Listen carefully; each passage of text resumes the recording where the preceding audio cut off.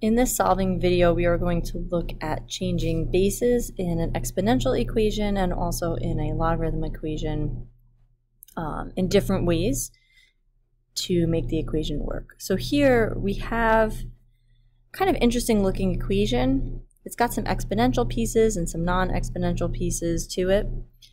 First thing we want to do is get it so that these two bases are exactly the same. There's no adding going on in here. So I'm going to change this to 2 to the x squared. And then we'll make this 2 to the x times 2 squared using our exponent rules. So here I just separated it using the exponential rule, and here using the product rule, but backwards. Now if I simplify this, I end up getting 2 to the x squared plus 4 times 2 to the x. And the reason that's helpful is we can replace 2 to the x with something else that will help us with factoring. And this is a technique we've used previously in the year, especially when we were factoring trig functions. And I think especially here, it's helpful to do that. I'm going to use u. In fact, in calculus, there is a technique called u substitution. That's not exactly what this is, but I am using u to substitute into this equation. But similar idea.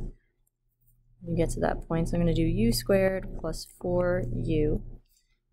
And replace 2 to the x with something a little friendlier. Now I have something I can factor using the u. So I'm going to do u plus 6u minus 2. It's just easier to see that factoring when we have that variable there. And now I can put back in, well actually let's finish even solving. We get u is equal to -6 and u is equal to 2. Let's put our 2 to the x back in. So 2 to the x equals -6, 2 to the x equals 2 to the first. This can't be true. This is outside the range of the exponential. But this one we can get an answer of x is equal to 1 from that result. And this is always worth going back and then checking into the original with your calculator. So that's an exponential version, not really changing of the base, but replacing it with something to help us with our factoring technique. And then our second equation involves using the logarithm and the actual change of base formula so that we can get the bases to be the same.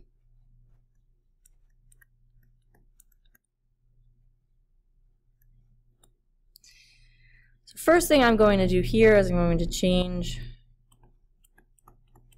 the second one to be log 4 divided by log 9. And the reason I'm not changing the other one is I already had this broken down into a small enough base. And when I have it separate this way, I can do some rewriting, make 9 into 3 squared, which is helpful because the 3 here is going to match up with this 3 later on. Now I can also use the exponent rule and bring that 2 out in front. So it's log 4 over 2 log 3. And if you really think about this, once I have this change, this is really 1/2 times that quantity. So what this now allows me to do is put it back using change of base. So I now have plus 1/2 log base 3 of 4 is equal to 3.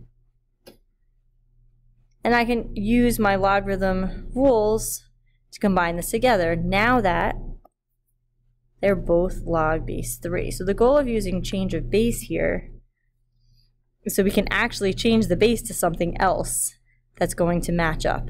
And we were able to do that. So first I'll use my exponent rule to make this 4 to the 1/2, which is 2. I'm going to simplify that in my next round. I'm going to use my product rule to put those together. So it's going to be 2 times x plus 1. Kind of did 2 things in one step. 4 to the 1/2 is equal to 2. And then I can switch this to exponential form and finish up my solving. So this will be 3 to the third equals 2 times x plus 1. Simplify, distribute. We get 25 is equal to 2x.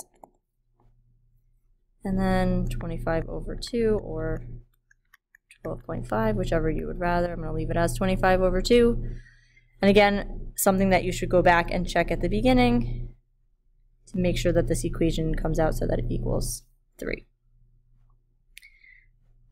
So those are just two different techniques. The exponential technique is slightly different than what you'll use for logarithms, but this should help you now with solving these harder types of equations in the exponential and log form. At this point, after you've gotten these notes down, you'll either do the practice in class after or for homework, depending on which way these videos were assigned.